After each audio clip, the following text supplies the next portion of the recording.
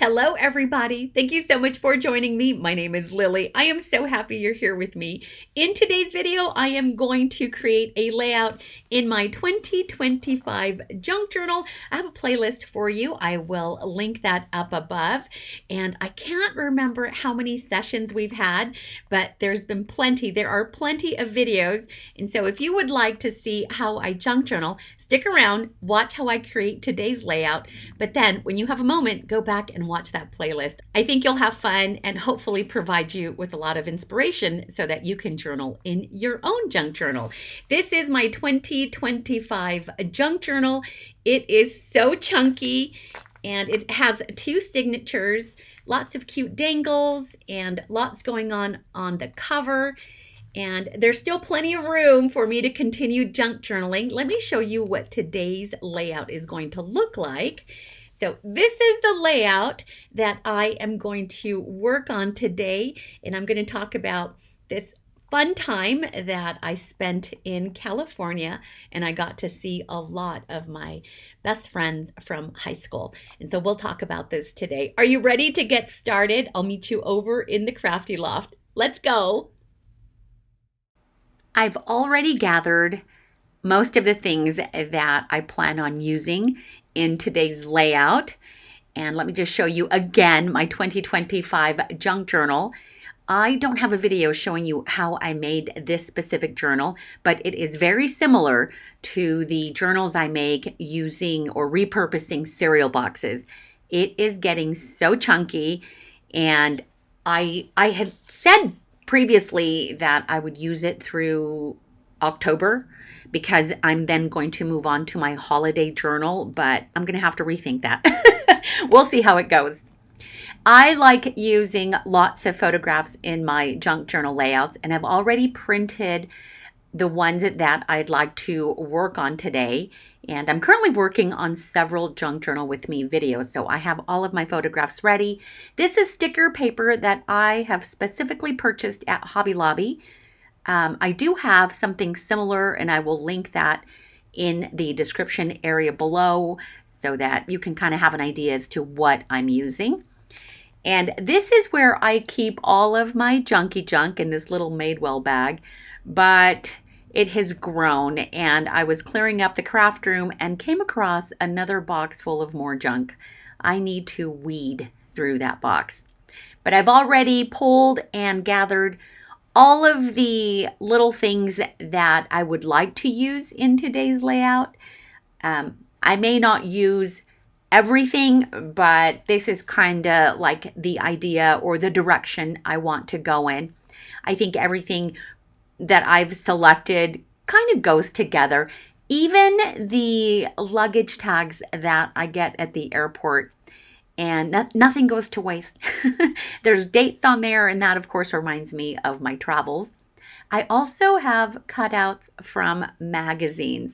I get random magazines in the mail, things I've not even subscribed to.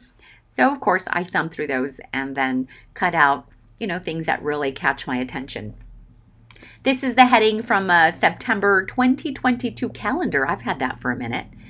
And then other little random scraps of packaging, scrapbooking paper, and then I am going to use one of my DIY stickers, and I will actually have a video coming up soon showing you how I make my DIY stickers by hand drawing my 80s ladies' faces.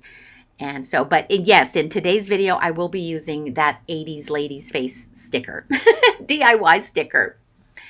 And I'm going to go and thumb through the pages to find a page to work on. If I remember correctly, I may have already flagged the page I want to create my layout on. This is the last layout that I created. I will link that for you up above.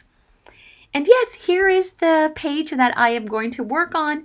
And I used my boarding pass as a bookmark.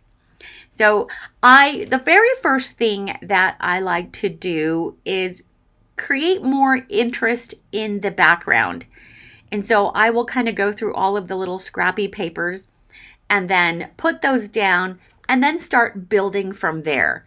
Right now, I am going to cut out the photographs of my besties. These are some of my best friends from high school. And I'll talk about a small little reunion that I had mid-September in Huntington Beach, California. So I was able to get away for a week in September, even though I was just there in July. But when I was there in July, it was, it was for different reasons, and so it was really nice to be able to get away and have a more enjoyable trip. Because the trip that I took in July was because my grandmother passed away. And so I was really looking forward to getting away and just having a good time, with some of my closest friends. What ended up happening is, and this happened right at the same time, my best friend Edna. Now, Edna and I did not go to high school together. Her mom and my mom, and I've mentioned this in the past, her mom and my mom are best friends, and they met when they were pregnant with us. And so we have been BFFs for 56 years. Can you believe that? And she's just my everything. She's my best friend. She's like my sister. We are inseparable, even though we live in different states, but you know what I mean.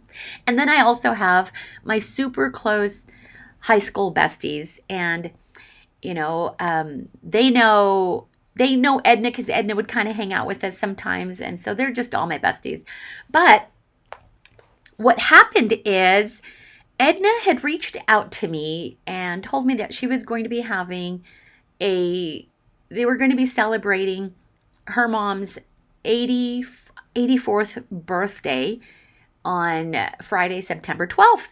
And just as she sent me that message, Yvette, one of my high school besties, she reached out to me and said, hey, I'm trying to put together a small friends reunion for Saturday, September 13th. Oh, by the way, look at this cat. Oh my gosh. In fact, I will have a junk journal with me video talking about that cute little cat. I figured while I was cutting the pictures, I would just trim all of them down. And so Yvette calls me and she's like, I want to have this small friends reunion on Saturday, September 13th in Huntington Beach. Do you think you can make it? And I kid you not, they each sent me a message within minutes apart. And I thought, wow, I can kill two birds with one stone. I can go to my best friend mom's birthday on Friday, and then I can hang out in Huntington Beach on Saturday. And I was all over that. So I replied to Edna and I said, of course I'll be there. And then I replied to Yvette and I said, yes, count me in. And so I marked it on my calendar, and this was planned like in August sometime. And so I was really looking forward to this trip. As the trip was approaching, Edna sent me the formal invitation of her mom's birthday party, and they changed the date to Saturday, September 13th, and I just gasped. I was like, oh no, what am I going to do? And I did panic for a little bit. And I immediately reached out to Edna and I said, what happened? I thought it was scheduled for Friday. She said, my dad had to change it for Saturday. And so I explained my dilemma to her, and she says, listen, don't worry about it. You've already had, your plans, and, do what you got to do. But the good thing though, is that Edna and her sisters planned a brunch birthday party for their mom on that Friday, on her actual birthday. And I flew in on Thursday, which was September 11th. I flew in, and I went over and met Edna and Edna's mom and her sisters and some other close family, and I got to spend a nice morning with them. And we had brunch, and we tried to catch up. You have a couple hours. we were speed talking, and we had a really nice time eating and just talking and just hanging out for a little bit. And that was Friday. On Saturday, and let me tell you, I did think for a moment that I could actually go and be at both events. The issue is that the party for Edna's mom was going to be in North Fontana. That's out there in, is that Riverside County or San Bernardino County? Anyway, it was far from Huntington Beach, okay? And so, but I did for a split second think, well, if I can be at Edna's party early, maybe I can leave and then go to Huntington Beach, or vice versa. Go to Huntington Beach, hang out there for a while with all my friends, and then maybe in the evening go over to the birthday party. So all of that was going through my head, trying to make it work. It didn't work out that way. So on Saturday morning, because I still didn't know what time we were all going to get together in Huntington Beach, Yvette reached out to me. She says, "Hey, let's meet at my place, and then we'll just kind of Uber it over to Huntington Beach, which is, she's only minutes from the ocean, and then we'll just Uber it down." And that was about noon. So I got up, got ready, and we headed out to Huntington Beach. We're in LA, and so we drove down to Orange County, and we were at Yvette's place by about noon. And then went to her house. Oh my gosh, she has such a lovely house. And you guys, she showed me her office/craft room. Oh my gosh. I was like, oh my goodness, everything was so organized, and it's her office and her craft area. And I need to do something very similar to that, but I get easily overstimulated, and that's one of the reasons why I've separated my work from my craft. But the way she had things set up just were perfect. She even had a small sofa in there with a television so that she could lounge and watch TV, plus her desk, plus all of her craft, her shelving and her armoire with all of her craft supplies. Anyway, it was a lovely, lovely space. I loved it. And I did take mental note of some of the things that I'd like to do in my own craft area. So, but she has a wonderful space. So we hung out there for a little while, and we had some drinky drinks before we went over to Huntington Beach, and then we Ubered it because we already had other friends that were at the beach waiting for us. We all met at a place called Sea Legs, and I had never been there, but what I was told is that these used to be like concession stands right at the border of Bolsa Chica and Huntington Beach. And they've turned the concession stands into like private bar areas. And I say private, they're open, but they're private. They're right on the sand. They're private because you have to be 21 and over, because they sell beer and wine right where the concession stand is. So you have the area where you purchase your beer and wine products, and then you have your food. Oh my gosh, the food was so good. The fries, the onion rings, the burgers, just we ate all day. It was so good. And then they also have a stage area for bands. And I think what I understood is there are several of these concession stands all along like Bolsa Chica and Huntington Beach. I've not researched this myself, but what I understood is that they've converted these concession stands into like these outdoor private, not private, almost like the way event centers kind of seclude like beer gardens, like that, because it's still outdoor. It's all outdoor. There's some security that's IDing you so that you can get into that little area that where you reserve seating. But you could also hang out right outside of the beer garden area and still have a great time if you're there to watch the bands. There were 2 bands that were playing that day. It was a really cool band called Van Halen, and oh my gosh, this cover band, they nailed it with the look and everything. They were just like Van Halen. It was like watching David Lee Roth live. I kid you not. 30 years ago.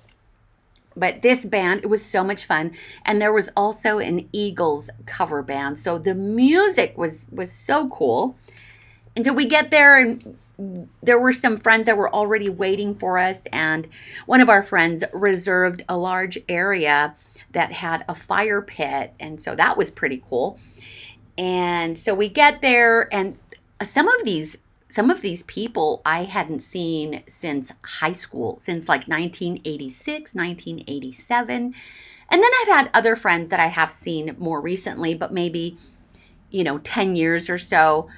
And Yvette, even though I talked to Yvette a lot, it had been a few years since I last saw her.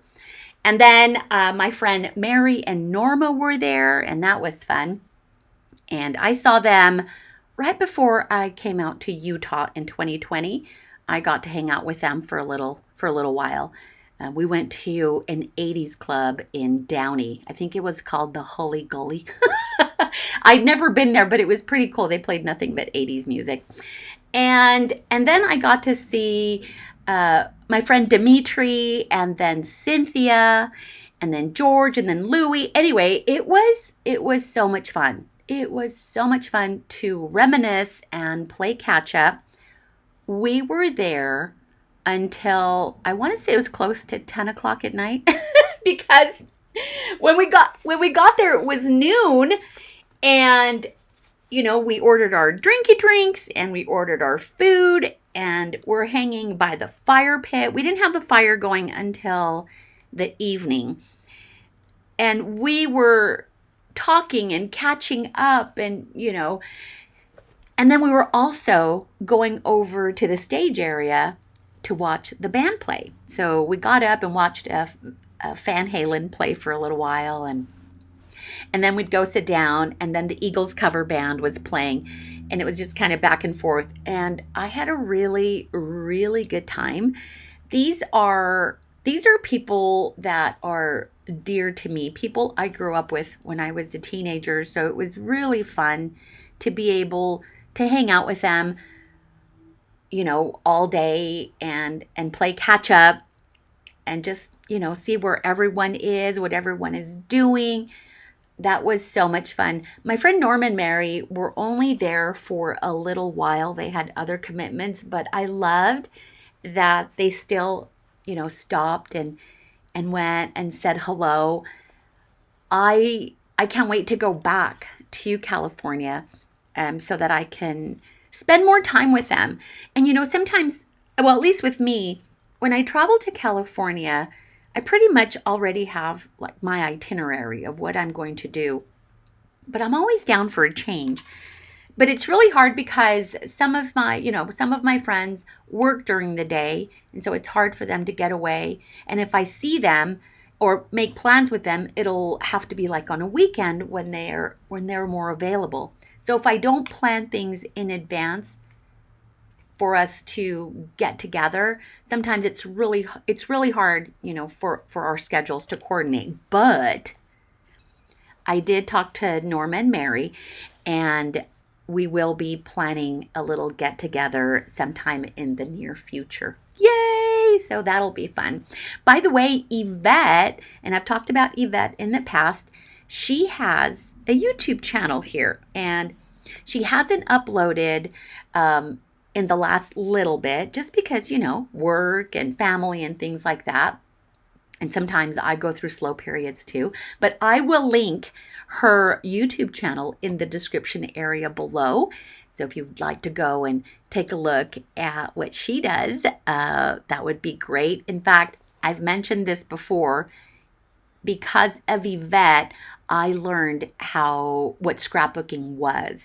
And there was one time I went over to her house when we were teenagers in high school, and she pulled out her scrapbook, and it was a literal scrapbook, almost, like a junk journal type of scrapbook, those old big 12 by 12 ones. And she had everything in there, from concert tickets to pictures of friends to mementos, memorabilia, ephemera, things like that. And that was around 1986 or something.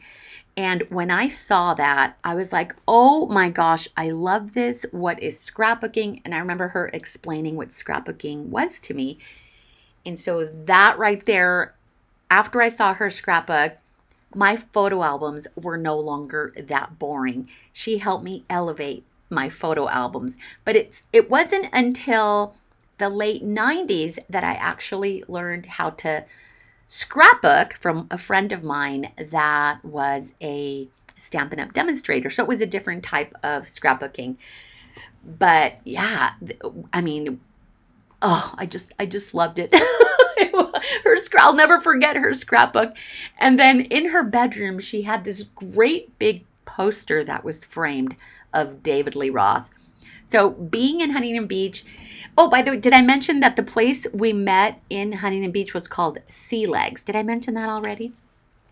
At Sea Legs. So it was really cool that we all got together and this Van Halen cover band played, because in fact, I even mentioned it to Yvette. I said, remember that big David Lee Roth poster you had in your bedroom? So that was pretty cool. We had so much fun.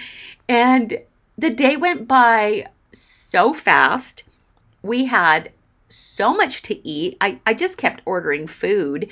The onion rings there were so good, where when you bit into the onion ring, it, like, your bite included the little crunchy part and the onion. Like, the onion didn't pull out of the onion ring. It was so delicious. And of course the burgers, and I can't remember what else we got, but we got all kinds of random things. And then of course our drinky drinks. By the end of the night, everyone, started leaving, and it was bittersweet to see everyone take off. And then, but it was getting really late, and I had my longest training run scheduled for Sunday. So, backstory here. In August, I decided, with the help of my son-in-law, to train for my very first half marathon. So that is what I have been doing. When I had planned that week in California, I didn't want to give up my training. And I have been training on my Peloton treadmill and using a training program that they have to offer called Road to Half Marathon. And so I worried that I was going to be away for a week and I wasn't going to be able to access the training program while I was in California. And I didn't want to stop training because I knew I would fall back. So I did a little bit of research and discovered that I could have the app on my phone and continue to train while, in California. Like, I don't have to train specifically on my treadmill. I can take it outdoors too. I didn't realize that. And I've had that Peloton for over a year. Oh my gosh. And I've never thought about downloading the app. Anyway, this is not sponsored. I'm just telling you what I'm doing. But if Peloton wants to reach out to me, I'm right here, baby. And so I was prepared. I took a look at what my training would be like when I was in California. And Sundays are my long runs. So right now, at this very moment that I'm recording this voiceover, I am week 7 of 10. So it's a 10-week training program. I'm week 7, day 4. Today is my rest day. Every Sunday is my longest run, and I train all week to prepare for my long run. My longest run thus far has been 90 minutes, a 90-minute run. But that Sunday after Huntington Beach, I was scheduled for my longest run, which was 60 minutes. And I was worried that I wasn't going to make it because, hello, I had drinky drinks, you guys. We had a lot of drinky drinks. And I was kind of worried. I'm like, I really want to run. I don't want to, miss my run. But I made sure that I stayed hydrated, because I also had my run in the back of my mind. Anyway, we left the beach and we went back to Yvette's house because that's where we had left our car. Eddie, in fact, we drove in his truck down to Huntington Beach and we left it there at Yvette's house. And so we had to go back to Yvette's and to be able to drive back to LA. And Eddie's so cool because he knew that it was my friends and it was, my reunion. And so he was the DD, and so I had the drinky drinks while he was the DD. So that was that was pretty cool. We didn't get home until I want to say it was sometime around midnight. So we get back home in LA, and I immediately fall asleep, but I still set my alarm so I can get up Sunday morning and go on my run. I thought, let's see how it goes. If I get up and I feel fine, I'll go for my run. But if I get up and I don't feel good, I'm not going to go on my run. Well, guess what? After being out all day Saturday and partying with my friends, I still got up at 7 o'clock on Sunday morning, got dressed, hydrated, and went out for my longest run at that moment, which was the 60-minute run. And I can't believe how good I felt afterwards. I ran for 1 hour and I ran 4 miles. First of all, I can't believe that I did that. And second of all, after spending a day partying with my friends. But see there, I did it.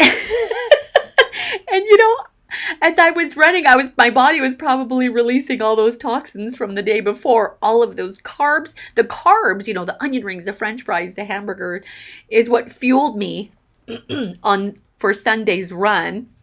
And but yeah, as I was perspiring when I was running, I'm sure all of those toxins were leaving my body. But when I was done with that run, I felt so accomplished. I felt so good.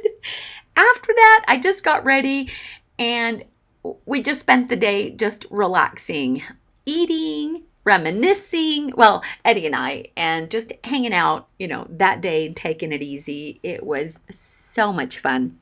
And I know that some of my friends reached out to me and they just said, I cannot believe that you got up the very next morning and went on a run. One of my friends, Yvette actually messaged me and she says, it's taken me 2 days to recover. Oh, believe me, it took me a couple days to recover too. I just didn't want to give up my training. I wanted to stay consistent with the half marathon training. My half marathon is scheduled for Saturday, October 25th. And I've since then, I have had a 90-minute run. I've had a 75-minute run, and I have another 75-minute run scheduled this coming Sunday. I average, if you guys are into running, and if you care to know, I'm a slow runner. I'm not, I'm 56. I'm not a speed racer. And I pace average about a 13-minute mile. And so we'll see if I continue at that pace or if it even improves just a little bit. I may be able to finish the half marathon in under 3 hours. My goal is to finish, but if I can finish under 3 hours, that would be amazing.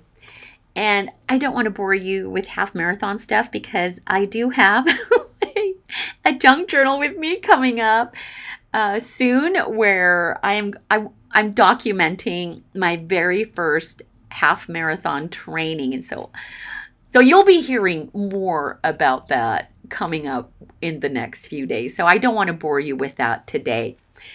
I know that is what my life has been lately. If you follow me on my personal Instagram, all I'm doing right now is talking about half marathon training. So I don't want to bore you with that here. I have had a few real estate appointments, but my life right now is revolving around training.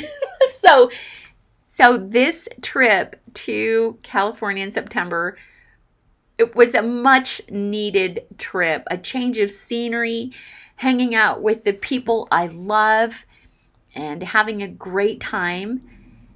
And I want to be able to do a lot more of this. I work for plane tickets, you guys. That's what I work for. And I want to be able to do more of this in 2026, where I want to be able to take trips, a spur of the moment trip. And so that is what I do. Last year, I did take several trips. In fact, last year I had 12 flights in 2024. And I think this year I have had 10 flights. So I'm short. I need to schedule 2 more before the end of the year. Just kidding. I would like to, but I need to work so that I can get more, so that I can schedule more plane rides. But that'll be fun. I'm looking forward to more of that in 2026. I love these ladies. They make me feel so good just remembering all of the things that we did growing up. And some of them, we got into some trouble. Let me tell you, it wasn't all fun and games. I did get into a little bit of trouble. Not because of them, just because, I was adventurous sometimes, and I'd get myself into trouble. into trouble. I was a curious teenager, let me tell you. Oh, let me tell you about this hand right here. This was a little little hand statue at Yvette's house. Oh my gosh, I love that so much. It was just sitting pretty on her dining table, and I took a picture of it. Immediately looked for it, did an image Google search online, and found it. And so it's currently sitting in my shopping cart, ready for me to check out with it, because I think it is so cool. Just so cool. And if anyone is going to have this in their house, it's going to be Yvette. And so I'm going to copy her because I want one of those in my house too. I think it just depicts who we are when we were growing up as these crazy rocker girls, in the 80s with big hair. Oh, we all had big hair. We went to school, probably competing to see who would have the big hair. In fact, one of our friends, I can't remember if it was George or Louie, he couldn't remember me. He's like, "Gosh, I'm having trouble placing." I think it was George. "I'm having trouble placing you." And so I went through my archives on my phone, and I found a picture of me with my big hair. And you've seen that. I'm going to link that Junk Journal with Me video up above, because I've done a layout with that, and I'll link it up above so you can see what I'm talking about. But I went into my archives and pulled up a picture and showed George the picture of me from 1987. And as soon as he saw it, he's like, "Oh my gosh, Lily." It is me. He's like, "What happened to your hair?" I'm like, "Well, it's a little bit flat now." But I did. I had great big hair. And you know what? George had great big hair too. They all did. So did Louis. So did Dimitri. I think Dimitri had the biggest hair of them all. They were all in a band called Cheater at the time, back in 80s, 85, 86. They were in this band called Cheater, and And they all had great big hair. Dimitri had the biggest hair. And so it was just something that we all did, and we laughed about it. We teased each other about it. So much fun. I had so much fun.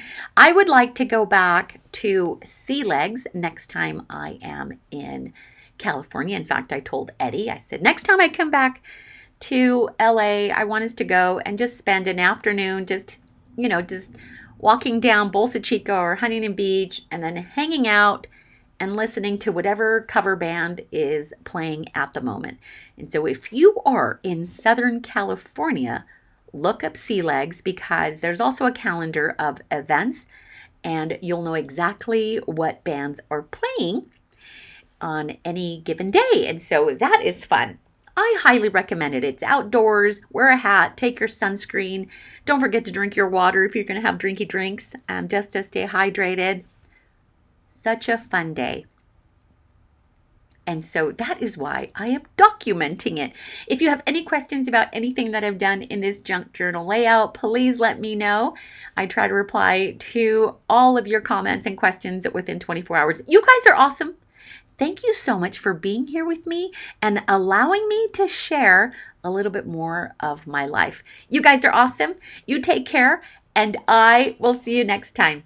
Bye.